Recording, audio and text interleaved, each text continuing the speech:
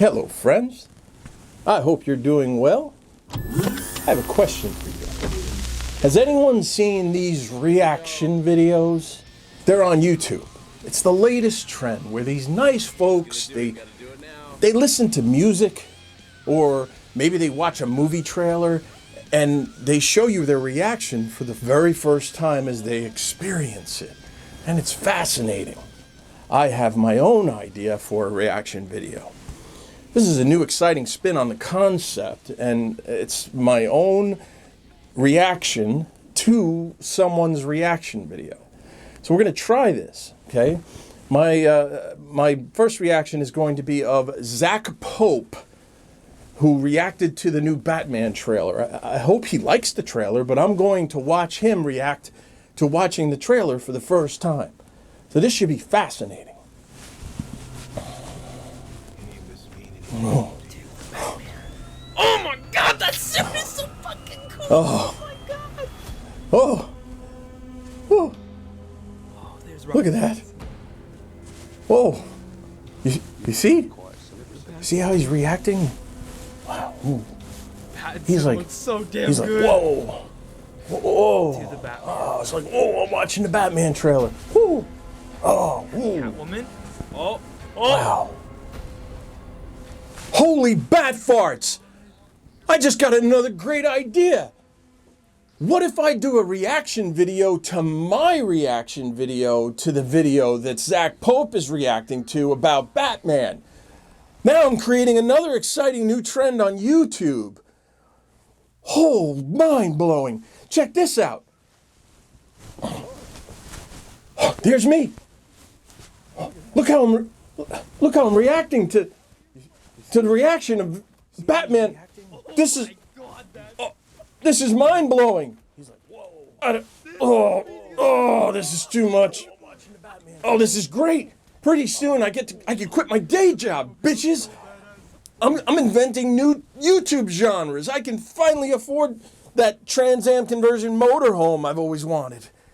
This might be my last video. Mind-blowing. Oh, it's like he's watching the Batman trailer.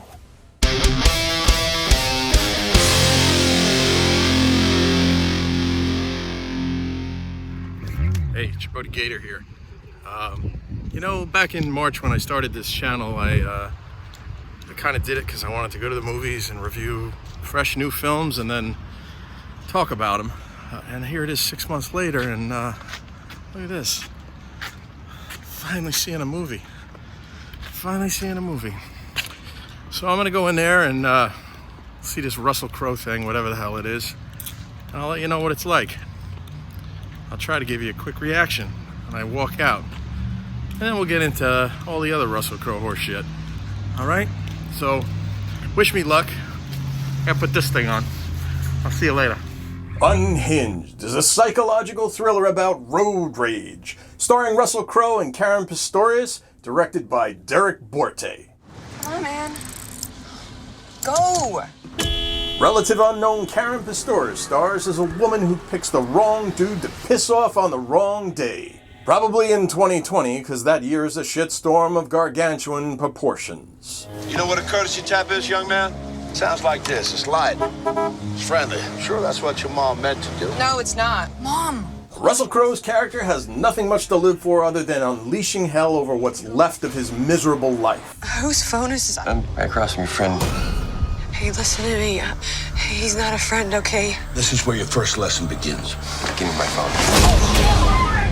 The first person who crosses him gets Crowe's attention, and Russell seems to really enjoy this villainous role.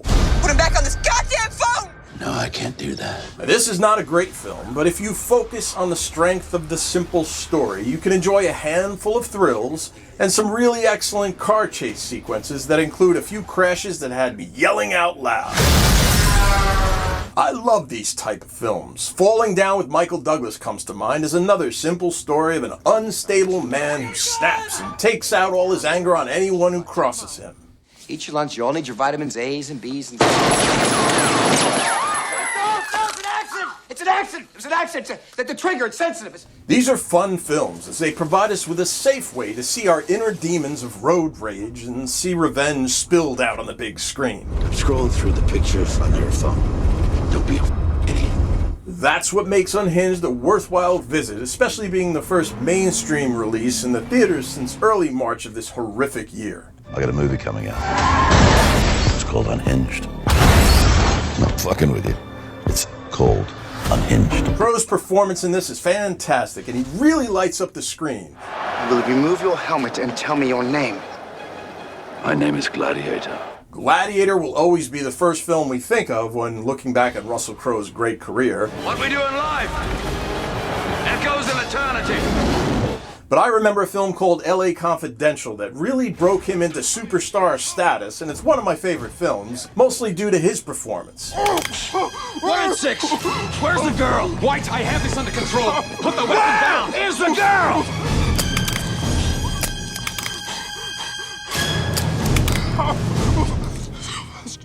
What? Sylvester Fitch, Brown Corner House, upstairs. I was lucky enough to score an interview with Mr. Crowe and discuss his historic career. Hey, Russell Crowe, how you doing? Thanks for doing this. I loved your new movie, Unhinged. And this is your second film, right? The first one you did was called Gladiator? Well, not to be a dick, but I've got a few. Movies, right? You mean after Gladiator or before? Yep. Now, Gladiator seems to be a pretty big movie for you. Did you ever see Ralphie on The Sopranos? I have come to reclaim Rome for my people! What do you mean? Fucking Gladiator, you fuck. Oh, the movie. I didn't see it. You're an asshole, man. He was all about the Gladiator character. I'm not sure. Hit the video. There'll be a quiz next week. Now, did you ever consider maybe doing another Gladiator and putting Ralph in that movie? It could be a good nemesis for you. Right, well, let's pass it round so we get it. Are you not entertained? No, seriously, I'm going to write a treatment. That's an industry term from. I'm going to send you a text later with my idea. Yeah, no, you're just being, provocative, aren't you? All right, let me ask you this. When Ralph killed that pregnant prostitute, were you like, I feel bad for Ralph because he was really high on coke, but he does love the Gladiator? No, I don't think I've got any sympathy for him at all. You know, I find him a repugnant character. So I put on some weight recently. I'm not really proud of it, especially since I got the COVID and I stay home all the time. Now, you seem to put on a few pounds, maybe? Just a few extra pounds? And was that because of the COVID quarantine thingamajiggy? Yep. I had to get rid of all my skinny jeans. Do you keep your old clothes or do you just throw that shit out because you got so much money and it's not going to fit? Oh, yeah. Yeah, for sure. It's probably not worth much in Australia anyway, right? I mean, do they use money in Australia or is it just all trading there? I'm a massive collector, man. And I did sell a whole bunch of stuff, but I got a shitload more. I've got full costumes, Les Mis and... Oh, look how skinny you were. Gladiator and... Oh, that shit wouldn't fit anymore. Aubrey's #1 uniform. Oh, skinny you. His blues with his medal of the Battle of the Nile. I've got a collection of used bandages that are all from famous people. I've got an old Band-Aid from Ernest Borgnine. He wore it on a torn bunion back in 1974. It's nice. This is going to make you laugh. I have a vast collection of coronation teacups. Well, thank you, Russell Crowe, for this in-depth interview. I'll be sure to check out Gladiator 2 when it comes out. Thanks again.